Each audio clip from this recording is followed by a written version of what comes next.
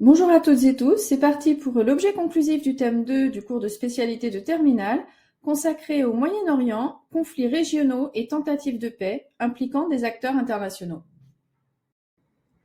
Le Moyen-Orient est l'espace géographique qui s'étend du sud du Caucase à la péninsule arabique et de la Méditerranée à l'Iran. Il est moins défini par ses frontières naturelles que par ses enjeux géopolitiques. Foyer de conflit depuis 1945, cette région revêt une importance stratégique majeure. Elle constitue un cas emblématique des conflits contemporains de par ses enjeux, ses acteurs et les différentes tentatives de construction de la paix qui sont à l'œuvre. Comment expliquer la densité des conflits qui caractérise cette région et la difficulté à les résorber? Grand 1. Le Moyen-Orient, de multiples facteurs de conflictualité. A. Une mosaïque de peuples et de religions. Sur les 400 millions d'habitants que compte le Moyen-Orient, 250 millions sont des Arabes. Ils sont majoritaires mais dispersés. À leur côté, 80 millions de Turcs vivent en Turquie et autant de Persans qui vivent en Iran, où de nombreuses minorités cohabitent. Les Kurdes sont au nombre de 30 millions et vivent sur un espace partagé entre plusieurs États, dont la Turquie où ils représentent 20% de la population, mais aussi en Irak, en Iran et en Syrie. Au Moyen-Orient, la judaïté relève d'une appartenance religieuse, linguistique, mais aussi nationale. Les Juifs sont environ 6 millions à vivre dans la région. Ce territoire est le berceau des trois grandes religions monothéistes, judaïsme, christianisme et islam, symbolisées par Jérusalem, la ville 3 fois sainte. La région est essentiellement musulmane, mais les musulmans sont divisés entre sunnites, 75%, et chiites, 25%, auxquels il faut ajouter certains groupes comme les alaouites de Syrie ou les druzes du Liban et d'Israël. De nombreuses minorités chrétiennes vivent au Moyen-Orient. Elles sont estimées aujourd'hui à une dizaine de millions de personnes. Du fait principalement des persécutions subies et des dynamiques démographiques, ils ne représentent aujourd'hui plus que 4% de la population de la région, contre 25% il y a un siècle. Aux échelles nationales et locales, nous pouvons constater l'extrême imbrication des différentes religions et populations au sein même des États, comme c'est le cas de la Syrie, ou plus encore du Liban, avec ses 28 communautés religieuses officielles. Grand B, des ressources convoitées et disputées. Le Moyen-Orient est une région aride. L'eau est indispensable pour pratiquer de l'agriculture irriguée. Son contrôle et ses usages constituent un facteur de tension entre les États riverains des grands fleuves, comme le Tigre, l'Euphrate, le Jourdain et le Nil. Le partage de l'eau devient alors un enjeu géopolitique majeur. La région concentre 48% des réserves mondiales de pétrole et 43% de celles de gaz. Elles sont inégalement réparties et se concentrent près du golfe Persique.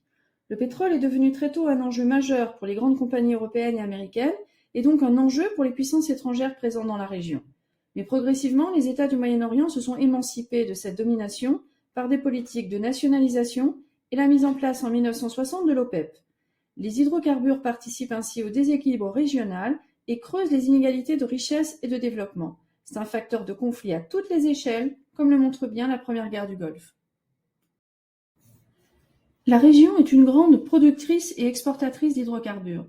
Elle dépend donc des infrastructures qui peuvent être sensibles et souvent visées par les terroristes, gazoducs, oléoducs, et des points de passage stratégiques comme le détroit d'Ormuz qui permet d'accéder au golfe Persique ou le détroit de Bab el-Mandeb qui ouvre la voie de la route de la Méditerranée via le canal de Suez et qui est souvent la cible d'actes de piraterie. Grand C, des fragilités politiques déstabilisatrices. Les frontières des États de la région sont imposées par des puissances étrangères à la fin de la Première Guerre mondiale. En effet, les accords Sykes-Picot de 1916 entre le Royaume-Uni et la France ont contribué au partage du monde arabe en zones d'influence qui deviendront de futurs États. La question d'un État kurde est posée depuis le traité de Lausanne de 1923, qui consacre la puissance turque, souveraine sur les détroits, et la disparition de l'État kurde, pourtant prévu au traité de Sèvres de 1920. Les États-Unis entrent dans la région en soutenant la famille d'Ibn Saoud dans la péninsule arabe, face au Cher Hussein soutenu par les Anglais. En 1945, ils signent le pacte Quincy. Les États-Unis assurent la protection du royaume en échange de l'approvisionnement énergétique. Après la Seconde Guerre mondiale, c'est l'entrée dans la région des États-Unis puis de l'URSS. Le Moyen-Orient devient alors l'un des théâtres de la guerre froide. Le poids des systèmes d'organisation traditionnels est particulièrement fort dans la région. Les pays arabes sont organisés autour des relations familiales, claniques et tribales fortes, les assabiya, organisés autour des plus anciens. L'urbanisation réduit ces liens sociaux qui s'appuient sur le patriarcat, mais les régimes autoritaires perdurent autour de régimes personnels et souvent dynastiques. Grand 2, des conflits israélo-arabes au conflit israélo-palestinien. A. Le temps des conflits israélo-arabes et de guerres interétatiques. C'est à la fin du XIXe siècle qu'apparaît en Europe le mouvement sioniste, qui réclame la fondation d'un État juif en Palestine, alors sous la domination ottomane. Fuyant les persécutions, de nombreux juifs européens migrent pour rejoindre les petites communautés existantes. Devenu mandat britannique à la fin de la Première Guerre mondiale, ce territoire est alors occupé par deux peuples qui vont entrer en conflit, les Juifs et les Arabes. La Seconde Guerre mondiale et la Shoah renforcent le projet sioniste. Le Royaume-Uni s'oppose à la création d'un État juif et confie à l'ONU le rôle de médiateur. Celle-ci élabore en 1947 un plan de partage qui prévoit la création de deux États distincts et un statut international pour la ville de Jérusalem, fruit de nombreuses crispations. Le plan de partage est rejeté par les pays arabes. Il devait être mis en œuvre au plus tard, en octobre 1948. Le 13 mai 1948, David Ben-Gourion proclame l'État d'Israël. Le nouvel État est immédiatement attaqué par les États arabes voisins. Inexpérimentés et divisés, ils sont battus par Tsahal, l'armée israélienne. Pour les Palestiniens, c'est la Nakba, la catastrophe. De 700 000 à 1 million d'entre eux se réfugient dans les pays voisins. Les territoires qui devaient, selon le plan de partage onusien, revenir aux Palestiniens, sont de fait annexés par Israël, mais aussi rattachés à la Jordanie, c'est la Cisjordanie, ou à l'Égypte, pour Gaza. La ville de Jérusalem est divisée en deux. Aucune paix n'est signée entre les belligérants.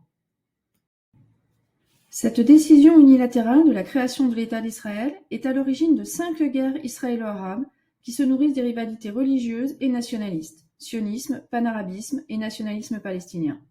La guerre de 48-49, la crise de Suez en 1956, la guerre des 6 jours de 67, la guerre du Kippour de 73 et l'invasion du Liban par Israël en 1982. Elles répondent à des mécanismes identiques et aboutissent à des résultats comparables. C'est la question de l'existence d'Israël qui est au cœur de chaque conflit. Pour les sionistes, il s'agit du berceau de leur civilisation. Pour les Arabes, une terre qui doit revenir à ses derniers occupants. En 1956, Israël aide la France et la Grande-Bretagne contre Nasser, le président égyptien, qui vient de nationaliser le canal de Suez. C'est un échec politique pour les Européens, à qui les Américains demandent de se retirer. La crise fait de Gamal Nasser le champion du panarabisme et de la lutte contre Israël. En 1967, l'Égypte ferme le canal de Suez aux Israéliens. L'État hébreu déclenche alors la guerre des 6 jours et l'emporte largement contre les 3 pays arabes, Égypte, Syrie et Jordanie. La Cisjordanie est emportée sur la Jordanie et Gaza, qui appartenait à l'Égypte, sont occupés et deviennent administrés par l'État hébreu. Le Golan, qui appartenait à la Syrie, et le Sinaï, à l'Égypte, sont sous contrôle de Tsahal. Le Conseil de sécurité de l'ONU adopte la résolution 242 qui demande l'évacuation de ces territoires, mais en vain. En 1973, l'Égypte et la Syrie tentent de récupérer ces territoires occupés et attaquent Israël lors de la fête juive de Yom Kippour. Ils sont repoussés, la frontière est reculée. En juin 1982, Israël se lance dans l'opération Paix en Galilée, en fait l'invasion du Sud-Liban par l'armée israélienne, dans le but de faire cesser les attaques palestiniennes lancées depuis le Liban par l'OLP, alors réfugiés à Beyrouth. État riche, doré d'une armée moderne, Tsahal, et soutenu par les États-Unis, Israël s'impose lors de chacune de ces guerres aux dépens de ses voisins arabes qui choisissent de se ranger derrière le camp soviétique.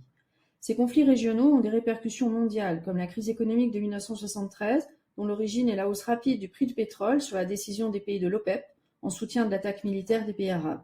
Le pétrole devient une arme. Les victoires successives d'Israël lui permettent d'occuper de nouveaux territoires, exacerbant encore davantage les tensions régionales auxquelles s'ajoute à partir des années 60 la question palestinienne. Après la guerre des 6 jours, les Fédaïns, les combattants palestiniens, se réfugient en Jordanie où ils forment un État dans l'État. En septembre 1970, le Septembre noir, le Front populaire pour la Palestine, FPLP, détourne 4 avions occidentaux. Le roi Hussein décide de chasser les combattants palestiniens de son royaume. Les combats font 2000 à 3000 morts. Les Fédaïns se réfugient alors au Liban, qui plonge dès 1975 dans une guerre civile. En 1977, l'Égypte d'Anwar el-Sadat se rapproche des États-Unis.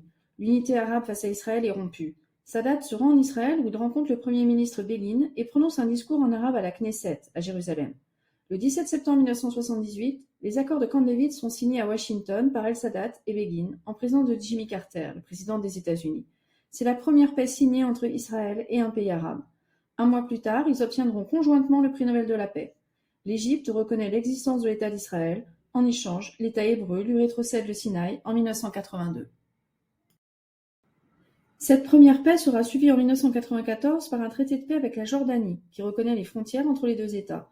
Plus récemment, le processus de reconnaissance et de normalisation des relations est poursuivi avec les accords d'Abraham en 2020 entre Israël et les Émirats arabes unis, puis entre Israël et le Bahreïn, à laquelle le président Trump appose sa signature comme témoin.